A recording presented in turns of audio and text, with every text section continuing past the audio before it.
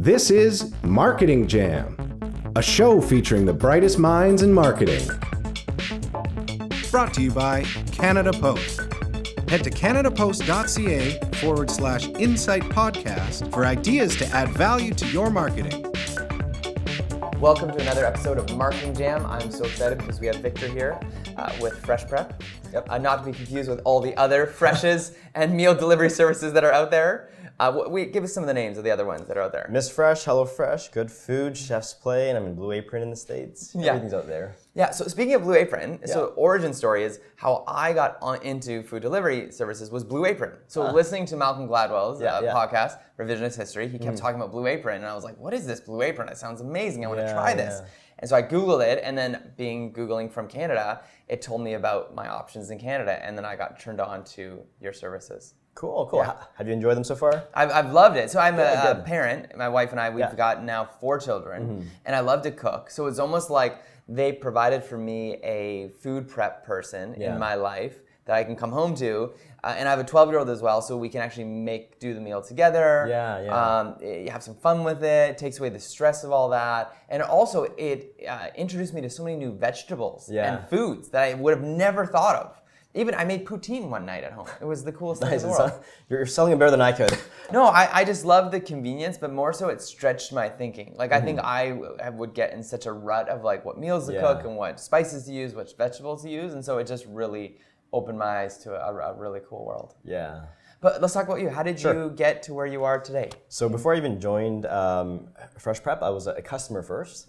Gave the service a shot, and then shortly afterwards, somebody from Fresh Prep actually reached out to me, seeing I was interested in a job. Part of that, I was at Bench leading their marketing. Then part of that, I was consulting in Hong Kong, and then part of that, I was working for a FTSE 100 doing marketing. So it's been marketing all the way, but I've really enjoyed Fresh Prep. That's amazing. Yeah. So for you, as a marketer, someone doing marketing, this opportunity for people to get to partake in your service and your offering, do you call it a service or do you call it a product in what you're doing? It's a bit of both. For a lot of our competitors, I would say it's just a product. But ours, I would say it's a service and a product. And the reason behind that is we actually do all of our deliveries. We're based out of Vancouver, so we're local to anybody in BC. We have our own fleet of delivery drivers who actually drives out every single meal kit to your doorsteps, drops it off at your doorsteps, and manages that process. If you're using Chef's Plate or HelloFresh from the competitors, if you give them a shot, you probably notice that they come via UPS or Canada Post or FedEx. And the horrible thing about that is when you call into the customer service and say, hey, where's my delivery? They'll say, here's a UPS tracking number. Go find out where it is on your own. But with us, we employ our own fleet of drivers, so we can say, your kit is exactly in Abbotsford in this cross street. It'll arrive at your doorsteps in 5 minutes. Wow. So it's a service and a product. Wow. Have you gone to like the warehouse where everyone's prepping everything and cutting and slicing and dicing and? Yeah, no, I've done all of that too. Okay. It's really good because within the company we do get the opportunity to try doing some of everything. Yeah. So I have given that a shot, and it's fun. It's good seeing and good understanding the process behind all of it too. So I've always wondered. We also get food delivery from Save On Foods, Overweighty. I'm curious why you think they've never got in on the meal delivery kit business. Honestly, after working in mostly SaaS and software businesses for a while, I've realized that the meal kit industry, it's like rocket science. There's so much that you have to know and do. A lot of prep work. We cut up all of our different vegetables that don't require any additional preservative behind it, just so that you don't need to do that when you get home. It's all ready to cook. You just have it and pour it out there. I think with the Save-Ons and everything else, they don't have the operations and logistics to manage doing that. But because we have that and it's all ready for you to prepare and cook, it's the convenience factor that we sell. I do love that you have the meal kits that like some are real short minutes, like 5 to 10 minute kits that are all super prepped. But there are still some that are longer, like 30 to 40 minutes, where I'm still feeling like I'm part of the process. Yeah. And sometimes I can take out the spices or add more spices. Exactly, yeah. So you're going to be the chef. It's convenient, and you know exactly how spicy you want it as well. Okay. Now, for you, what are you seeing as far as trends for acquiring customers? Like, is it postage? Is it SEO when people are Google searching? Like, where are you seeing you're getting your conversions from? It's a mix of everything. We do everything from events to direct mail to Facebook ads, Google ads, SEO, everything, even business development. It's a mix. We find most of our customers come in organically and through referrals. with our program right now, we do a referral benefit where when you refer a friend, you get a free meal, and your friend gets a free meal, addition to what they normally get. So it's a good way of getting good word of mouth out there. Okay. So almost like not like a pyramid scheme, but it's affiliate. Affiliate, yeah. Yes. But they get one meal out of the deal, That's which right, is incentive enough. Or just because they love it so much, they're willing to tell their friends about it. Yeah, we do see that quite a bit. Okay. And so who are you marketing to? Like, have you figured out your exact demo that you want? Yeah, that loves the kits? It's a really interesting distribution because we see a bit of a curve like that for our age distribution. Usually people around yourself, younger professionals, family with kids, they just want to cook good food for their family and they want it to be fast and convenient. They don't want to go out grocery shopping when it's raining outside, carrying all these bags. They want all the groceries straight to the doorsteps. So it's great for busy people like yourself. And then for people who are older who just can't get out that easily. They can follow the easy instructions that we have and cook the food. So it works on those both ends. Yeah. I've always wondered, and I don't know if you guys have this in development, the day when the meal delivery kits will come with wine pairing suggestions, and then you can add the wine to go with it. Have you guys looked at that, or is it an option? We have looked into that, but the difficult thing around the liquor laws is if we're delivering liquor, you have to be present at the door to pick it up, make sure that you're of legal drinking age and everything else. Okay. We do have add-ons though for other products though, so now you can buy cookie dough or cookies or extra protein with your kit. Oh, nice. So if you want to up your protein game. Or, Exactly, yeah. The other thought I had was, I use this app, Under Armour has an app, so it tracks all your nutritional bits and pieces. Fitness Pal. Fitness, it's amazing. Yeah, it's great. And so I thought it'd be cool to tap that into one of these meal delivery things, and then they could suggest meals for me to make sure that my macros are level. Yeah. We've thought about that. We're not at that stage right now, but it's on the roadmap. Okay. Yeah. I have liked it when I've logged in and put in certain meal delivery things, like menu, and it's been in there, which has been really nice. Okay. Normally what I do with MyFitnessPal is I'll just put in the calorie count within the recipe cards that we could deliver just so I can keep track of that. No, that's cool. Now, where do you go to, like, do you read, do you podcasts, where do you go to kind of keep inspired when it comes to marketing? And a few different ways. I also teach at UBC, at Startup School of Business. I teach digital marketing there to the undergrads, MBAs, and to their Sales and Marketing Executive International program. And being part of that, it gives me access to world-class faculty that keeps publishing new papers about consumer behavior, data analytics, and everything else. So on that side, I have the academic side covered. I really enjoy that. Cool.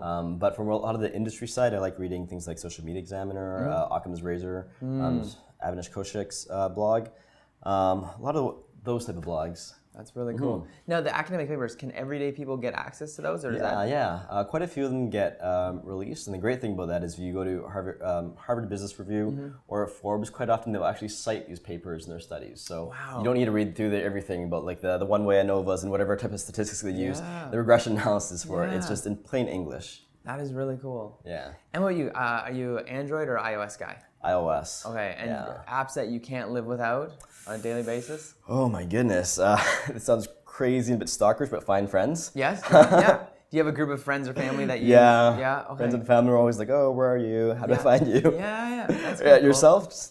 I love Google Maps. Yeah. The texting app. I'm actually on a bit of a break from Instagram. I'm taking like an Instagram hiatus for a period right now. But normally I'd be on Instagram and loved it. Yeah. But the weather app, I started getting more into it just because I've been traveling and trying to figure out what to pack. Yeah, I love the weather app too, but it's never really spot on, I find. It's always like, it's going to be sunny and then it's rainy. Or maybe it's Vancouver, not the app. Yeah. Probably Vancouver. Yeah, all of our microclimates that we have here. And other apps that you were in love with or that you... I try not to use my phone too much, honestly. Okay. Okay. I'm always scared of being addicted to it, but I do read Reddit every now and then as well. What do you like about Reddit? Just the very bite-sized headlines, and if you want more information, just click it for the full article. Yeah. And you can get information about anything there. Yeah. Have you joined in any conversations about meal delivery kits? I've seen quite a few of them, and the interesting thing is when I look at the ones about the BC or Vancouver specific ones, at the end of it, it's usually Fresh Prep is the winner. It's like you read through all the comments that talk about Chef's Plate, HelloFresh, and the ones they've tried, and then it's always like, but Fresh Prep is the best. Oh, that's good. That must be encouraging. It's super encouraging. Do you ever pipe in there? Or say anything? No, I don't. It's all completely organic. And even when I go on Facebook, I look at reviews and everything. We have the best reviews. I believe we're at 4.some-odd stars, 4.5 roughly stars out of 5 on Facebook. I think our competitor, Good Food, was at 3.7 for a time period, and HelloFresh as well. But now, HelloFresh, Good Food, and Chef's Plate, all the reviews are disabled. There's no star rating anymore. Oh, they realize it's... So I think they realize that, they're all below where we're at. So, I mean, why even bother? Just disable all of it. And the hard thing would be is that the reviews are going to be not just about the food, but it's about the delivery, the user experience on ordering. And So we're really, really just thankful for all the great customers that we have who've really been supporting us and been saying wonderful things about us as well. Yeah. What do you see next steps as far as marketing or promotions for your brand? Next step, not so much marketing promotions, but on the product side, we're looking to go completely zero waste. So what I actually have over here with me is this new cooler bag. Wow. So people listening on the podcast, they can't see this, but this is our new zero waste cooler bag. Okay, and is it different than the other bags that are out there? It is slightly different, So we're gonna have in the future is a tray that fits in perfectly into here with all of our different ingredients and recipes.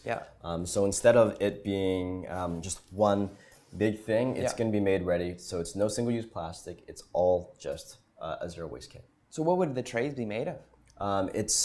I don't know the exact material there. I have to ask the engineers for that. But it is a reusable container. Think almost like a Ziploc container. Wow, that's really cool. Yeah. And then ice will fit inside there, or ice blocks. Exactly. Yeah. I mean, right now we're ready the most sustainable meal kit out there because for any single-use plastic that we deliver, if you rinse it out, we'll recycle it for you. If you put it back in the bag. Exactly. Yeah. And then people put it back in the bag, put it on their front door, and then you guys pick it up. We pick up everything, recycle it, and none of our competitors can do that because they deliver everything in these giant cardboard boxes. Yes. Once you're done with it, it's your job to get rid of the waste because they don't have drivers to pick it up for you. They use UPS or Canada Post. Yeah. But because we do that, we're the most sustainable meal kit out there. But we're still looking at becoming even more sustainable. Wow. And do you think that's going to give you a competitive edge? Do you think people care about that enough to pick you over the others? I think they do care about that, but the reality behind it is we're not just doing this for the competitive differentiator. No. We're doing this because we actually believe it's what's best. Wow. So if you think about the fact that we drive out all of our meal kits to our different customers' doorsteps, what that does, it actually increases the cost for us. But at the end of the day, this is better for us as a whole because one, we can recycle things for our customers, so it's better for the planet. And two, we can help the local economy by hiring drivers locally so that they have jobs to do this. So at the end of the day, we're looking at what's best for both the people and the planet. And this is indicative in our B Corp certification. Yeah. Are you familiar with B Corp? Yeah, we're a fellow B Corp as well. Oh, great. That's awesome. So we're the only meal kit that's B Corp certified in the world. And if we look at some of the other B Corps out there, Good Foods was B Corp certified, but they lost their certification. So we're constantly looking at ways to be the best that we possibly can be for people on the planet, not just for our business. And then soon we got Ben and Jerry's. That's right, Patagonia. There's some incredible organizations there. We've interviewed a few B Corps actually on the show. So Coast Capital Savings will be one of the shows. Yeah, that's Very awesome. cool. Now, as far as the kit is concerned, when people order it and the options that they have, what makes the options they have unique compared to the others? We have 10 weekly options, and when we look at the price per serving for us versus our competitors, we are on the more economical side, despite the fact that we have all these added services to our product. We also offer meals that are free of gluten or dairy, as well as vegan and vegetarian options. So a lot of competitors don't do that. We try to cater to any single diet out there. And are you finding that like partnerships with like other brands or just celebrity chefs jumping in, does that give you a nice boost or does that help at all or is it? Well, I mean, we are a local brand that's a bit smaller. We don't have big pockets like HelloFresh. It's based out of Berlin. They've got, I think, millions to spend right now. We want to be a bit more lean with things. So for us, it's really through a lot of our customers who are supporting and promoting us that helps us get our word out across. It's not so much the big celebrity chefs out there. It's just people know what's best, the best service, the best product, and they've been enjoying us. That's really cool. And lunch and dinner options, right? Any breakfasts at the moment? We have a few. So it's primarily dinner, but because our servings are so large, a lot of people will take this for breakfast the next day or for lunch as well. And anybody who's looking to purchase add-ons, a lot of our competitors don't allow for this add-on purchase of extra protein or extra cookies or whatever. So we also do sell breakfast cookies, and soon we'll have kid meals out there in September. That's really cool. Yeah, it's great for your family. Yeah, no, it's awesome. So as a teacher as well, in the position that you're in now, if you were to talk to students, and maybe students or people that are excited about growing in their digital marketing or marketing endeavors, what was the biggest advice you give to someone to get in the position where you are today? Never stop learning. Always have that hunger and ambition. There's so many great free certifications out there that I would highly recommend, like the Google Analytics individual qualification, Yep. Google AdWords certifications, or Google Ads now it's called, Yeah. and Facebook Ads. It's a Facebook Blueprint program, I think it's called. Yeah, a lot of free resources online. Yeah. Yeah, and I think with Blueprint and Hootsuite, there's a couple exams that you pay to do, but the teaching is free. Exactly. Which is really cool. And I mean, I think for all the Google ones, they're all free. They're all free. Yeah, which is really amazing. Yeah. SEMrush is also another free one online. Yeah. So what about for you as far as kind of next steps for your own learning, and where do you go? Is there conferences or events? Is there something that you'd recommend that someone does? Yeah, I mean, I always say find a good mentor out there as well. So for myself, there's some people that I meet with on a monthly or quarterly basis, and it really helps me just keep the creative juices flowing as well. Cool. Conferences, I haven't been to too many lately, but I used to always attend ClickZ. Okay. It's a pretty good one, and they have them all around the world, I believe. I know they have a bunch of different locations in North America too. Totally. Yeah, those are enjoyable. And then, so do you end up getting your work internal, or do you guys use vendors, or do you outsource any of your marketing? A bit of a mix. So for some of our digital ads, we'll outsource part of it. Yeah. But a lot of it we do all in-house. Which is really cool. Yeah. When do you find the difference? How do you know when to outsource and when to keep it in-house? I think when the service level starts to go down because you decide to outsource it is when it happens. An example of this is if you ever attend any of the events that our competitors at and ask them about their product or service, you can ask them about it. They'll tell you everything about it. You go back an hour and there's a different brand ambassador out there. You ask them about the same questions. They'll give you different answers. So I've heard things like one of our competitors saying that they recycle everything for them and that Amazon delivers for them and that all these different things. Then you go back and you ask the next person and it's completely different answers. Yeah. So for ourselves, for all our events, we have our own in-house team of brand ambassadors who does this. So because we want to make sure that what we do is truthful and good and honest. Yeah, okay. And what about for like Google AdWords buying and kind of analytics and analysis? Do you guys do that all? Mostly in-house, yeah. Okay, that's really cool. And as far as being in Vancouver, what makes Vancouver special, unique to running a company like yours?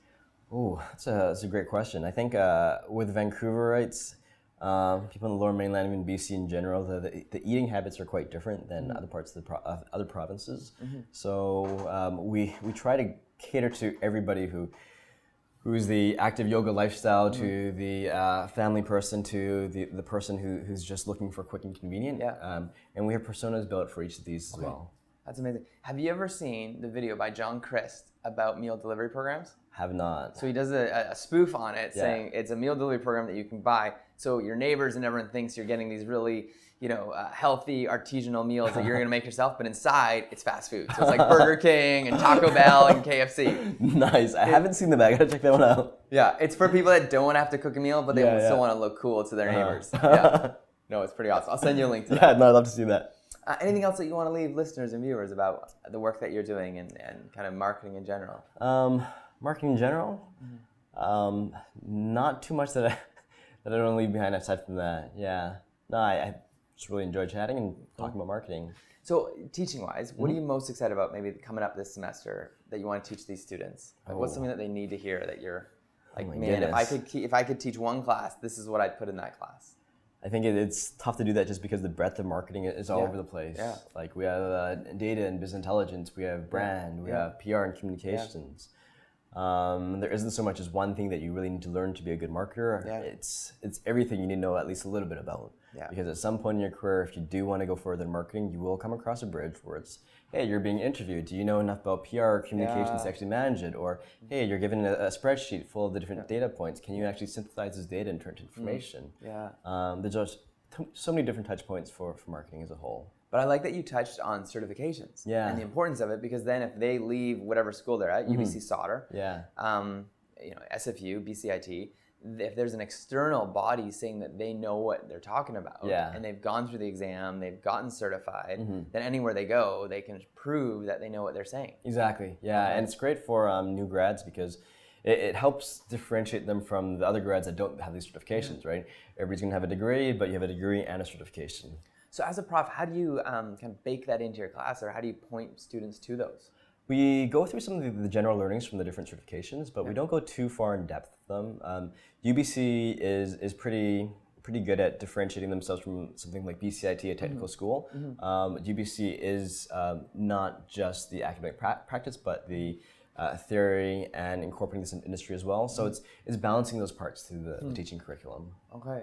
And so you can mention them, but maybe it's students you can tell who has initiative, who's a little more chill. That's right, yeah. Okay, and those that have initiative go and grab them. Yeah. So you can just point, but you can't make them do it, or you can't make it part of the syllabus. Well, technically I could, but there's just so many different things I have to cover as well, because with the undergrad course, for example, it's 13 weeks. The MBA course is 5 weeks. Yeah. That really isn't enough time to go through entire certification. Yeah. Right? Like it's, they got to do it in their own time, their own initiative. Yeah. But it'll really make them stand out to get hired. Yeah, definitely. A few of my former students have actually done these certifications, and getting them a job afterwards, like I can refer them to different agencies and they get picked up immediately. Because you can say, because then if you refer them, it's not like, oh, they know this great theory. You can actually say they know the theory and they've gone through the practice of doing the exams. Yeah, and they really enjoy it. It's really worth it. Okay.